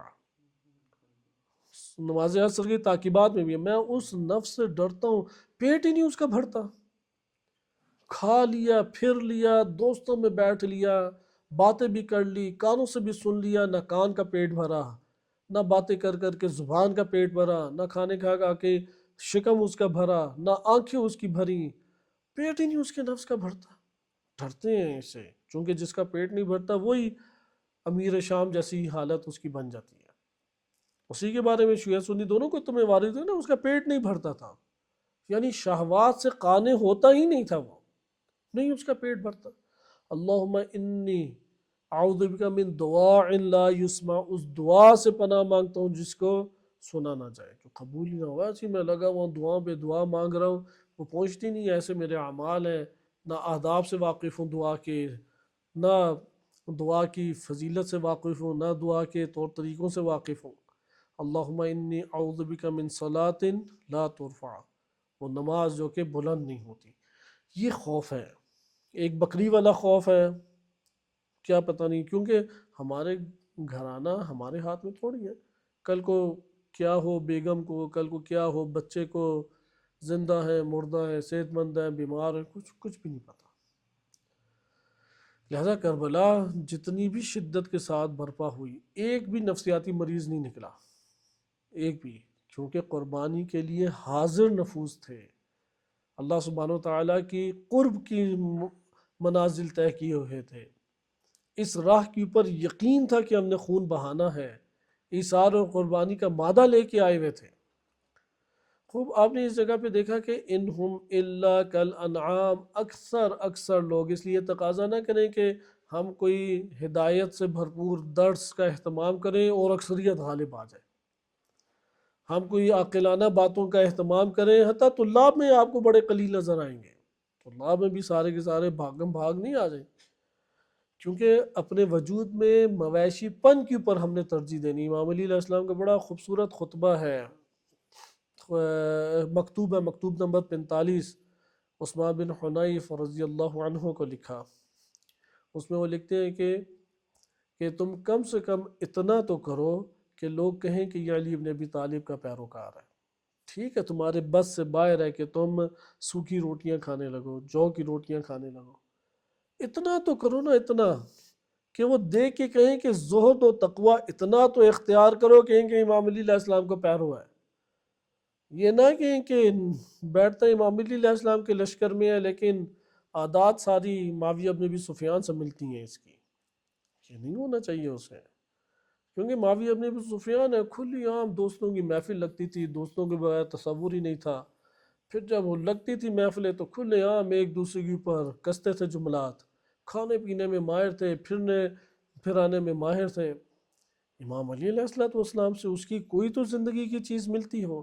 اسی کے ضمن میں امام آگے فرماتے ہیں کہ اگر علی ابن ابی طالب کے سال ہا سال زندگی بسر کرنے کے بعد یہ حالات بن جائیں کہ جس طرح بھیڑ بکریاں اپنے ارد گرد کا چارہ کھا کے ریوڑ کے ساتھ اپنے باڑے میں گھس جاتی ہیں اور پیٹ بھرنے کے بعد سینہ زمین پر ٹیک لگا کے لمبی نیند سو جاتی ہیں، علی بھی اسی طریقے سے اپنے آس پاس کا کھانا کھائے اور اپنے بیوی بچوں میں گھر کے اندر جا کے آرام سے نیند سونے لگ جائے، اسی دن موت آ جانی چاہیے علی علیہ السلام کو۔ اسی دن وہ کہتے ہیں مجھ سے زندگی کا اللہ تعالیٰ حق چھین لے کہ میں اتنی عمر گزارنے کے بعد مویشیوں کی سطح پہ زندگی بسر کرنے لگ جاؤں۔ یہ جو کہا جاتا ہے نا کہ اپنی قدر پہچانو قدر، وہ کیا ہے؟ تم مویشی تھوڑی بنائے گئے ہو، انسان بنائے گئے ہو۔ جیسے ہوتا ہے نا چوزے بعض اوقات بچے لے آتے ہیں تو اس کو اندر گھسا کے اپنے سونے کی کوششیں کرتے ہیں، تو اسے کہتے ہیں بھائی تم انسان ہو، وہ چوزا ہی ہے۔ اپنی قدر پہچانو کہ زندگی کے تم طویل دن گزارنے کے بعد مویشیوں کی طرح زندگی بسر کرنے لگ گئے، یہ کیا زندگی ہوئی پہ؟ اللہ نے مجھے تو انسان بنایا تھا نا۔ یہ مویشیوں والی زندگی ہے کہ ہم صبح اٹھیں، بیوی بچوں کے ساتھ خوب کھایا پیا، پھر بیوی بچوں کی فکر، پھر بچوں کے کچھ تقاضے پورے کیے، پھر تھکے آ رہے، پھر سوئے، پھر کھایا پیا، پھر بچوں کے ساتھ۔ اس جگہ پہ نہ کوئی وظیفہ انجام دیا نہ کچھ۔ ہاں اب اگر ایک شخصی زندگی ہے، نمازیں ماشاءاللہ وہ پڑھتا ہے، علم کا اہتمام کیا، غور و فکر اس نے کیا، کچھ وظائف نے ادا کیے، مسلمانوں کے اجتماعی مسائل کی فکر کی، کچھ دینی خدمت اس نے انجام دی، یہ مویشیوں سے بالا تر ہے۔ چونکہ مویشیوں سے بالا تر لانے والی چیزیں انسان کو دو ہیں۔ مویشیوں سے بالا تر انسان کو لانے والی چیزیں، اول چیز عقل ہے۔ اول چیز کیا ہے؟ عقل۔ اور دوسری چیز کیا ہے؟ اطاعت، اطاعت حجت، اطاعت اہل بیت علیہ السلام۔ بس ان دو کو پکڑ لیں، ڈر لگ جاتا ہے انسان کو، یار میں تو پھر پکا مویشی، بس یہ فرق ہے میں اردو بولتا ہوں، وہ بیچارہ پتہ نہیں کون سی میں کر کے زبان بولتا ہے، اور تو کوئی فرق نہیں ہے۔ وہ بھی بچے کو پیدا کر کے ہر قربانی دینے لگ جاتا ہے۔ جیسے کسی نے ماں دیکھنی ہو تو پھر چوزے جب ہوں تو مرغی کو دیکھے، عقاب سے بھی لڑ پڑتی ہے۔ تو یہ صورتحال بنتی ہے۔ اس لیے آپ نے ملاحظہ کیا کہ دو حل ہیں۔ پہلی چیز عقل ہے۔ عقل پہلے کیوں؟ کیونکہ جو نبی صلی اللہ علیہ وسلم بیان کریں اور جو قرآن بیان کرے گا، اگر عقل ہمارے وجود میں نہ ہوتی سمجھ آتا ہے ہمیں؟ اگر عقل نہ ہوتی تو سمجھ آتی؟ قرآن نے بھی واضح کہہ رہا فَلَا يَتَدَبَّرُونَ الْقُرْآنَ مَا عَلَىٰ قُلُوبِهِمْ أَقْفَالُهَا، کہ قرآن میں تدبر نہیں کرتے، دلوں پہ تالے لگے ہوئے ہیں۔ بس نقل کا پشت پانا کون ہے؟ عقل۔ نقل کس کے اوپر؟ آپ نے ٹیک لگائی ہوتی ہے نا، بس آپ کے اوپر ایک نے ٹیک لگائی ہے، اس کے اوپر دوسرے نے ٹیک لگائی ہے، آپ نے کس کے اوپر ٹیک لگائی ہوئی ہے؟ دیوار پہ۔ یہ دیوار عقل ہے، یہ دیوار عقل ہے۔ اس لیے عقل کی قیمت اس وجہ سے ہے۔ اس لیے ادھر کہا کہ ام تحسب ان اکثرهم یسمعون او یعقلون، کیونکہ سماعت کا بھی پشت مانا کون ہے؟ عقل ہے۔ نبی صلی اللہ علیہ وسلم ائمہ اطہار علیہ السلام کی باتیں کسی کو سمجھ آ جائیں گی اگر عقل استعمال نہ کرے؟ اس لیے نقل کا پشت مانا کون ہوا؟ عقل ہے۔ اب آگے دیکھیں عقل کی بات کی جب، علم ترا، کیا دیکھا نہیں ہے تم نے اس دنیا میں؟ آیت اللہ جوادی عاملی رحمۃ حافظہ اللہ تعالی، انہوں نے یہ بات بیان کی ہے کہ اگر علم ترا الہ کے ساتھ آئے غور و فکر پہ دلالت کرتا ہے، بیدون الہ آئے تو صرف دیکھنے پہ دلالت کرتا ہے، یعنی تمہیں یہ آنکھوں سے دکھائی دینا چاہیے، اس میں بھی عقل ہے۔ چونکہ انسان کی یہ ساری کی ساری سماعتیں کس کے اوپر آ کے ٹیک لگائے ہوئے ہیں؟ قوت عقل۔ اگر قوت عقل کے سہارے آپ ان سب قوتوں کو استعمال کریں یہ انسان کہلاتا ہے، اور اگر غفلت کے ساتھ استعمال کریں یہ حیوان کہلاتا ہے۔ ایسا حیوانی زندگی کیا ہے؟ غافلانہ زندگی ہے۔ حیوانی زندگی کیا ہے؟ بے مقصد زندگی ہے۔ جس انسان سے سوال کریں کیا کرنا، کہ نہیں پتہ کیا کرنا، یہ بے مقصد زندگی بسر کر رہا۔ کیا کرو گے بڑے ہو کے؟ نہیں پتہ۔ اچھا کیا تم نے آگے مقصد کیا؟ کیوں پڑھ رہے ہو حوزوی تعلیم؟ کیوں یہ قرآن کے درس تم پڑھ رہے ہو؟ کچھ پتہ نہیں ہے۔ بے مقصد زندگی ہے۔ اَیَحْسَبُ الْإِنسَانُ أَن يُتْرَكَ سُدًى، سدھا چھوڑ دیا گیا ہے، مویشی جہاں مرضی سے چارہ کھا لے، ایسا نہیں ہے۔ جیسے یہاں پہ اب دیکھا أَلَمْ تَرَ إِلَىٰ رَبِّكَ، کیا تم نے اپنے رب پر غور نہیں کیا؟ رب کے اوپر جا کے غور کرو۔ کیف مد الظل، کیسے سائے کو اللہ نے پھیلایا ہے۔ سایہ بہت تعجب اور چیز ہے، نہ تاریکی ہے نہ روشنی ہے۔ سائے پہ غور کریں، چونکہ اس سے بڑے عرفانی مسائل حل ہوتے ہیں۔ بہرحال ادھر والا پہلا مسئلہ بیان کر دیں، سایہ بنتا کیسے؟ مد الظل، اللہ ہے کہ سائے کو بڑھاتا ہے۔ سایہ خود کم ہوتا ہے یا زیادہ ہوتا ہے، یا سورج کی حرکت پر ہے؟ سورج کو کون رہنمائی کر رہا ہے؟ ثم جعلنا الشمس علیہ دلیلا، سورج کو تو ہم چلا رہے ہیں۔ وسائط میں اللہ کی طرف نسبت دینا حق ہے، حق یہ ہے کہ اللہ کی طرف نسبت دی جائے۔ اور اگر درمیان میں بھی کسی واسطے کو نسبت دینی ہے تو بإذن اللہ، یہ قرآن کا درس ہے۔ عیسیٰ علیہ السلام مردے کو زندہ کرتے تھے، لیکن کیسے؟ بإذن اللہ زندہ کرتے تھے۔ کہاں قرآن ہے بإذن اللہ؟ ہم بھی یہ کہ بإذن اللہ۔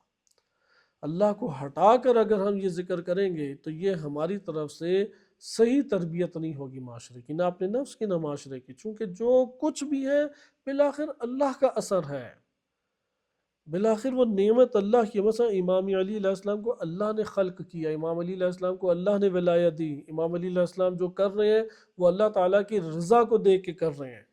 جہاں پہ اللہ چاہتا ہے وہاں پہ معجزہ دکھاتے ہیں، جہاں پر اللہ تعالیٰ چاہتا ہے وہاں پہ ولایت کے ہمارے سامنے اظہار امام علی علیہ السلام فرماتے ہیں۔ جیسا ادھر آپ نے دیکھا الم تری الی ربک کیف مد الظل، کیا آپ نے اپنے رب کی طرف نہیں دیکھا کیسے سائے کو پھیلایا؟ وَلَوْ شَاءَ، اگر اللہ کی مشیت ہوتی، لَجَعَلَهُ سَاكِنًا، سائے کو ساکن کر دیتا، پھر کیا ہوتا؟ پھر سایہ ہمیشہ ساکن ہو جاتا تو پھر رات آتی کبھی؟ رات کبھی نہ آتی۔ ثم جعلنا الشمس علیہا دلیلا ثم قبضناہ الینا قبضا یسیرا، پھر ہم اس کو اپنے قبضے میں آہستہ آہستہ ہم اس کو لیتے ہیں۔ وَهُوَ الَّذِي جَعَلَ لَكُمُ اللَّيْلَ لِبَاسًا، لباس ڈھانپ دیتا ہے نا، رات ہر چیز کو ڈھانپ دیتی ہے یا نہیں؟ اللہ نے ایک دفعہ نیند کا تعارف کرا ہے لباس سے، اور ایک دفعہ نیند کا تعارف کرا ہے سکون سے، دونوں میں اللہ کی آیات ہیں۔ وَالنَّوْمَ سُبَاتًا، نیند پھر بڑی خوبصورت آتی ہے۔ وَجَعَلَ النَّهَارَ نُشُورًا، دن بنائے اٹھ کھڑے ہو۔ آج کل الٹا ہو گیا، رات کو جاگتے رہتے ہیں، دن کو سوتے رہتے ہیں۔ وَهُوَ الَّذِي أَرْسَلَ الرِّيَاحَ بُشْرًا بَيْنَ يَدَيْ رَحْمَتِهِ، وہی وہ ذات ہے جس نے ان ہواؤں کو اتنے خوبصورت طریقے سے اپنی رحمتوں کے ساتھ پھرایا ہے۔ وَأَنزَلْنَا مِنَ السَّمَاءِ مَاءً طَهُورًا، اور اس نے یہ پاک اور پاکیزہ پانی آسمان سے برسایا ہے۔ کیوں برسایا؟ لِنُحْيِيَ بِهِ بَلْدَةً مَيْتَةً، تاکہ ہم مردہ جگہ کو زندہ کر دیں۔ وَنُسْقِيهِ مِمَّا خَلَقْنَا أَنْعَامًا وَأَنَاسِيَّ كَثِيرًا، اور تاکہ سیراب کریں مواشی کو اور کثیر لوگوں کو۔ وَلَقَدْ صَرَّفْنَاهُ بَيْنَهُمْ، یہ ہم نے ان کے درمیان اپنی نشانیاں کیا، پھراتے رہتے ہیں، کیوں؟ لِيَذَّكَّرُوا، تاکہ یہ لوگ یاد دہانی کریں، اللہ کی طرف توجہ کریں۔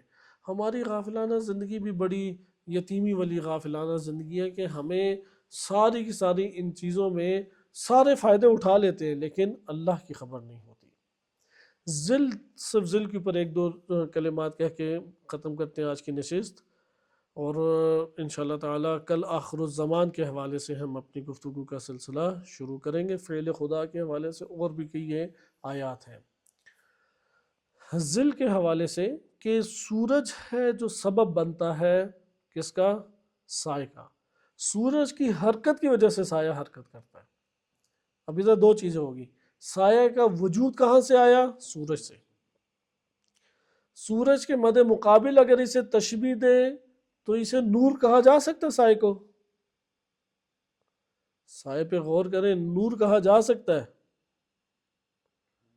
اتنا اور ابھی چند سیکنڈوں میں کر لیں. کہہ سکتے ہیں سائے کو نور. اچھا سائے کو ہم نور نہیں اگر کہہ سکتے، سائے کا اپنی کوئی بقا ہے، اپنی کوئی حرکت ہے، یا سورج اس کی تدبیر کرتا ہے؟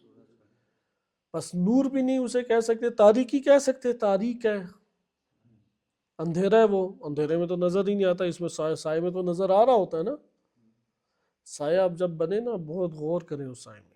عرفا یہاں سے ایک بڑا خوبصورت مطلب لیتے ہیں.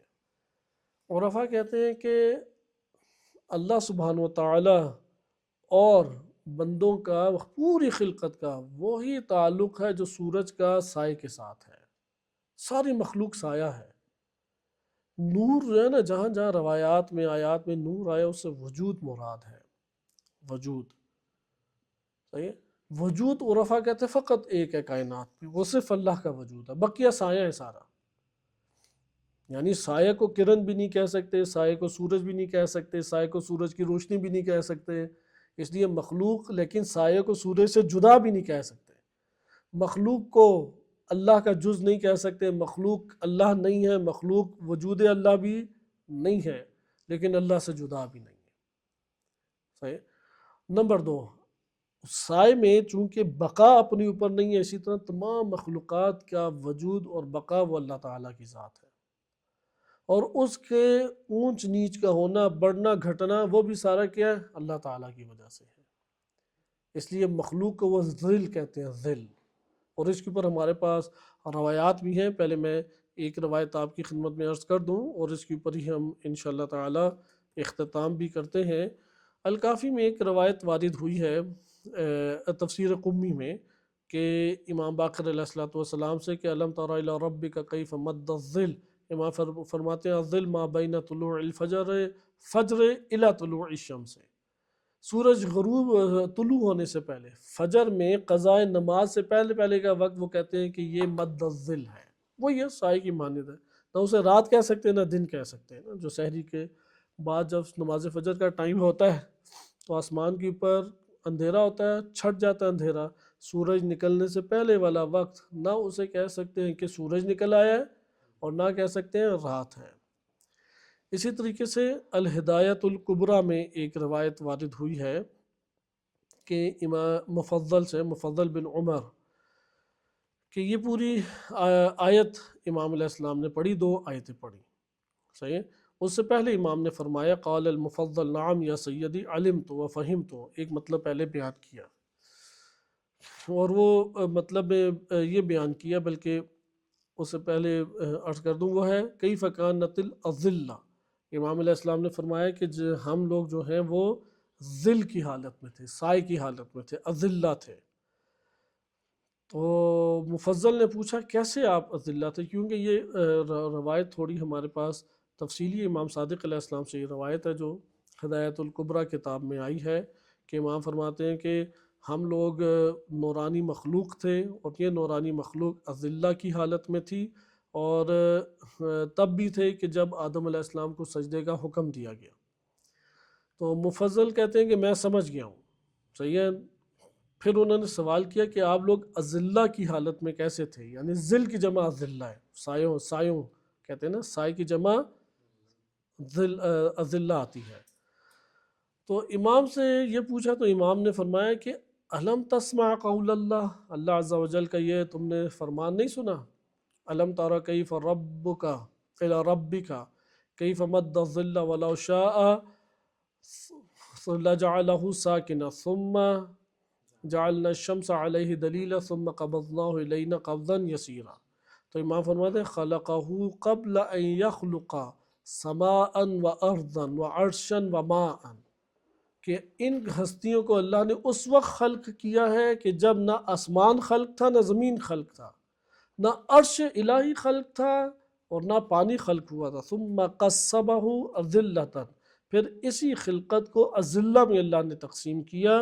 فنظرت الاذلۃ بعضها الی بعض، یہ اذلہ بعض دیگر بعض کو دیکھتے تھے. فرأت نفسها فعرفت انہ کونوا بعد. بہرحال آگے پھر روایت تھوڑی طولانی ہے، ادھر میں صرف ایک مطلب اسی کے ذن میں آپ کی خدمت میں عرض کروں. فلسفہ اسلامی میں یہ بات کی جاتی ہے وجودات کائنات میں جتنی بھی ہیں دو قسم کی ہیں، جتنی بھی وجودات ہیں کتنی ہیں قسم کی؟ دو قسم۔ ایک ہے وجود الہی، اللہ تعالیٰ کا وجود۔ اللہ تعالیٰ کا وجود سرمدی ہے، ازلی ہے، ابدی ہے، ہمیشہ ہمیشہ سے ہے، قدیم ہے، کسی نے اسے خلق نہیں کیا، اس نے سب کو خلق کیا ہے، اس کے پاس ہر چیز اپنی ذاتی ہے، ہر چیز میں وہ مستقل ہے اور لامحدود و لامتناہی ہے۔ یہ اس وجود کی، اس جیسا کوئی اور وجود نہیں ہے، نہ کوئی نظیر ہے، نہ کوئی شبیہ ہے، اور نہ ہی کوئی اس کا عریض ہے، اس کے مقابل آنے والا کوئی بھی نظیر شبیہ عریض موجود نہیں ہے۔ اگلا سارا کا سارا وجودات کو اگر آپ نے، اسے کہتے ہیں ممکنات، جو وجود بھی پا سکتی ہیں اور عدم بھی ہو سکتی ہیں۔ ممکنات اسے کہتے ہیں جو دو عدموں میں زندگی بسر کر رہی ہیں۔ ممکنات کسے کہتے ہیں؟ یعنی تمام اللہ تعالیٰ کی مخلوقات جو ہے نا وہ دو عدم میں زندگی بسر کرنی، تمام اللہ تعالیٰ کی مخلوقات۔ ایک وہ ہیں کہ جو اللہ سبحانہ و تعالیٰ کے بعد ازل سے ہیں، سب کے سب ممکنات ازل سے نہیں ہیں، اس مطلب کو غور سے سننا ہے، سب کے سب ممکنات ازل سے نہیں ہیں۔ ازل دو طرح کا ہے، ایک ازل قدیمی ہے، یہ اللہ تعالیٰ سے مختص ہے، ایک ازل زمانی ہے، قدم زمانی بھی اسے کہتے ہیں۔ ممکنات یہ والی قدم زمانی رکھتی ہیں، ازل زمانی رکھتی ہیں، اس کو عام روایات میں نور اہل بیت علیہ السلام کہہ سکتے ہیں، جسے بھی آپ نے اذلہ کہا۔ بس ممکنات دو قسم کی ہوگی، ایک وہ ممکنات ہیں کہ جو ازل سے ہیں، درست ہے، لیکن ادھر ازل ذاتی مراد ہے یا زمانی؟ زمانی مراد ہے۔ ازل ذاتی کس کے لیے ہے؟ فقط اللہ تعالیٰ کے لیے، یہ ازل زمانی ہے۔ لیکن بقیہ ممکنات ازل زمانی نہیں رکھتی ہیں، وہ تھیں، صحیح ہے، عدم سے آئیں اور پھر معدوم ہو جائیں گی، درست۔ بقیہ وجودات ہم جیسے سارے وہی ہیں، ہم جو بشر ہیں، زمین، آسمان، چاند، ستارے، ملائکہ، یہ سارے کے سارے کون سی مخلوقات ہیں؟ جو دوسری قسم کے ہیں، وہ ازل زمانی نہیں رکھتے، دو عدم کے درمیان ہیں۔ بس ہمیں یہ پتہ لگ گیا ممکن وہ ہوتا ہے جو عدم سے تعلق پیدا کر لیتا ہے۔ بعض ایسے ہیں کہ جن کے لیے ایک ہی عدم تھا، وہ ازل زمانی ہے، ازل زمانی، یہ قلیل مقدار کے ممکنات ہیں، انہیں ہم کہتے ہیں کہ نور محمد وآل محمد علیہ السلام۔ اور بقیہ وہ مخلوقات ہیں جو ان کی واسطے سے اللہ تعالیٰ نے خلق کی ہیں، وہ کیا اب نظام ہے وہ ہمارے لیے قابل فہم فوراً نہیں ہے، نہ وہ مادی صورت میں قابل بیان ہو سکتا ہے۔ بہرحال وہ اللہ تعالیٰ نے ان کے توسط سے انہیں خلق کیا۔ یہ دوسرے ممکنات ہیں، ہر دو ممکنات ہیں، لیکن ایک ممکنات کو اللہ نے فوقیت دی، ایک ممکنات کو اللہ نے سبقت دی، ایک ممکنات کو اللہ تعالیٰ نے ولایت دی، یہ اذلہ ہے، یہ نورانی ہے۔ اور دوسرے پھر درجہ معاملے مخلوقات آتا ہے، یہ مخلوقات دو عدم میں زندگی بسر کرتے، عدم سے آئے ہیں اور معدوم ہو سکتے ہیں۔ صلی اللہ علیہ سیدنا محمد وآلہ الطاہرین۔